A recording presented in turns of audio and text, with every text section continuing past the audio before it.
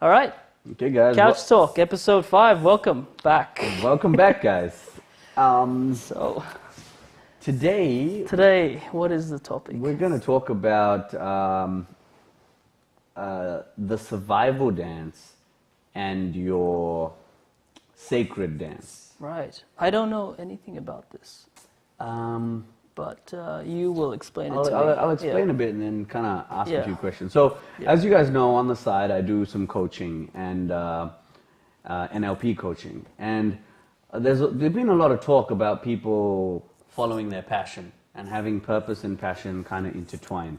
Right. And all of us, not all of us, but see, some of us know what we want to do with our lives. Ever since we're small, we know. I don't know about you. Yeah, but that's true. Did you know what you wanted to do straight up? When I was, I think when I turned 11 or 12, I knew I needed to be in tech. That was my calling. Yeah. How did you know?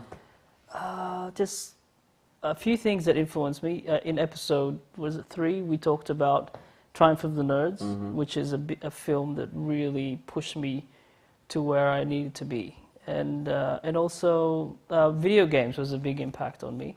I love video games. I just love the idea of having a screen output some amazing stuff, like a window to a whole new world. Yeah, right. You know, I was never the social guy. I wasn't like you, where you had a lot of friends and you were really good at talking. And you know, is that true? Or is that, I mean, it was. that's definitely my perception of you. Yeah, right. It wasn't always that way. Maybe on the next episode we can talk about how we change your, in our lives. I've always been the meek and shy sort of guy, But behind you the knew- scenes. But you knew at 11 years old that you wanted to do something with technology. With computers and technology, yes. and Even before that, I think I wanted to be an inventor. I didn't even think much of it. And so for me, it was always different. When I was young, I wanted to be a safari ranger in Africa.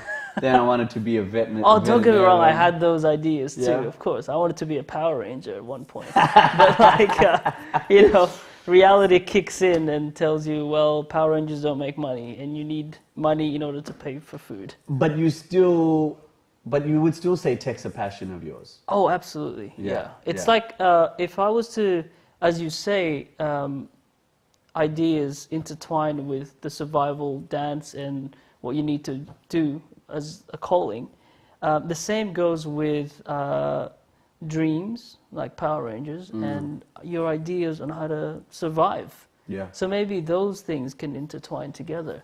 And technology just allowed me to sort of play around with that dream a little bit more, because anything is possible, right? I'm a kid from the 80s. I was born in 1983. And I was very lucky enough to see the internet just change everything. My God, it was just a revolution, and I was there in the forefront, and I really took advantage of it. I loved every moment of it. It was just magic. Yeah. I got so kind of lured into it, and there's no looking back, definitely. So and you follow that dream all the way through, right? So you started. Yeah, absolutely. I don't know how to do anything else, unfortunately. Yeah. That's all. And that's a lot of people that I know in my life. Like one of my best mates, Slaven, he's always was talking about the army. He always was looking at guns and history and world politics and geography. Yes, that's the guy who became a major. A major just recently, right? So he's a major in the army. God. I got another friend, Achu, and he's ever since I know him, this guy told me in year 10, he asked him who his hero is, and he said John Maynard Keynes. And I had no idea who that was, as most people in year 10 and 15. Do you know who John Maynard Keynes is? I don't know who So John Maynard Keynes is the father of modern economics. Wow. And at 16 years old, you ask any kid, most people will say Michael Jordan or Michael Jackson or something like that. Yeah. This guy goes John Maynard Keynes. Wow. So that was just crazy. And for me, so there's those people like Tim, and then there's other people like me who I actually don't know what I want to be when I grow up. I'm 35 years old and I still don't know exactly what I want to be when I grow up. And do we need to have a purpose in life? Yeah, I do think we need to have purposes. Do we need to have a soul purpose and a soul vision? I'm not so sure. You seem to. I feel like I do. Yeah. Otherwise, my identity is somewhat, I don't know what it is, you know. And I used to envy people like you, right? Until I realized that my own journey is about interconnecting the different parts of the different dots. Yeah. I'll give you an example. Like my journey's taken me. I've become a 3rd Dan black belt in martial arts. I have. I studied computer science and I was a bit of a geek for a while. Wow. But then I realized I was better with people than with machines. And so then I moved into sales. Yes. Then I was selling technology, and then I moved into social media, a digital marketing agency, and I also ran a network marketing company through Yasana Health Sciences. So and now I'm doing coaching and NLP. Wow. So you're constantly searching for that niche that you really want to settle in, or it's just that you feel that that is who you are, the guy who kind of like.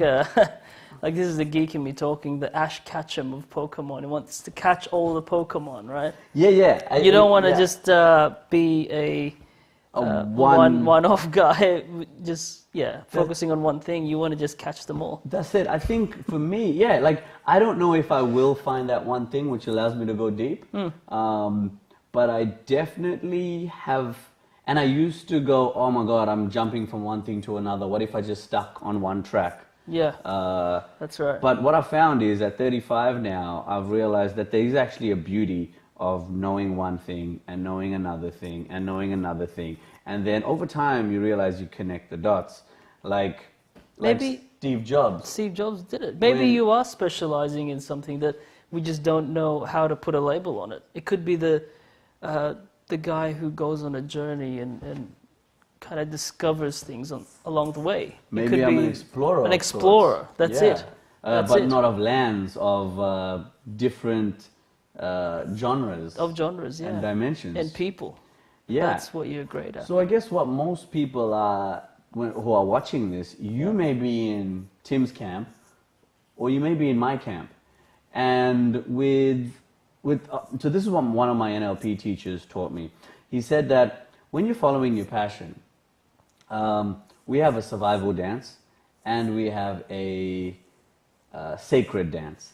Now the survival dance is what puts a roof over our head, feeds us, and clothes us for the moment. Right. It's survival. You've got to do it, and it may be mundane, but it actually puts food on the table. Yes, and most people are doing this dance, right, day in, day out. That's it. Most people 9 to 5, they come home, they just want to watch TV and do it all over again on Monday. That's it. Okay. Well, I don't know if they want to, but they need to. They need to do it all over again on Monday. That's it. Right. But if you live here, you end up just being like an animal. Like, as in, eat, sleep, go to work. Eat, sleep, go to work. Yeah, that's it. Then there's this other dance, the sacred dance. I see. And the sacred dance is about what you're really here for. When time stands still when you're doing it. When you don't even realize that the hours are passing. Wow. When you don't even know that time has passed. It feels like a moment, but it's been 5 hours. Those moments. Right, yeah. You hardly get any sleep. I remember when I first got on the internet, I was just on there from when I woke up, which was like, I think 8 or 9, which is very early for me. And then I realized I didn't get up from the chair until like 12. Yeah, right. That is really dangerous. I mean, that can't be good for your body, but definitely some OHS stuff there going on. But because I just got so mesmerized by it, it just felt like, like a second passed. Yeah. When in reality, I haven't eaten or bathed for a whole nearly 24 hours, and but yet I still enjoyed it. Oh my God. And so many things it's that moment. Everybody's had that moment, whether it's writing, painting, martial arts, maybe it's coding for some people. Whatever it is for you, that's your sacred dance. Right. But some people spend so much time on the survival dance, they forget what makes their heart sing. They forget what makes them lose track of time, what makes the juice in life happen. And what we must realize is that we need to harness both. Okay. We need to harness the balance, survival and the sacred. And if we harness both, hopefully at one point, these two start touching, and maybe our survival and our sacred become one. And that's what I think we all want to become. Yeah, you know, we want So to make a living from where our passion, our talents, and what the world needs come together. Right. So in other words, actually wanting to go to work. Wanting to go to work. Yeah. Waking up in the morning. Waking up jazz. and actually wanting to go to work. That'll be an amazing philosophy to have. The truth is, you'd never want to stop working, would you? Wow. No, I believe that if everyone had this philosophy, then the whole world would be a better place. No one will need to cheat, or no one will be, like lazing about at work. You know, we all have that one guy at work that just does nothing and still gets paid the big bucks. Yeah. And you won't have, there won't be any more angry people. Maybe less traffic as well. I don't know. I think maybe world peace. That's the answer to world peace. Yeah. Maybe it's the answer to world peace. That's it. Okay. But I guess the takeaway is, you might be like Tim, or you might be like me. But wherever you are on this journey, nurture both. Yeah. And hopefully that allows you to live this fulfilled life which you create. Wow. Yeah. It's amazing. So, episode 5 of CouchTalk. We'll see you on the next episode. Leave some comments. See you next time. See you next time.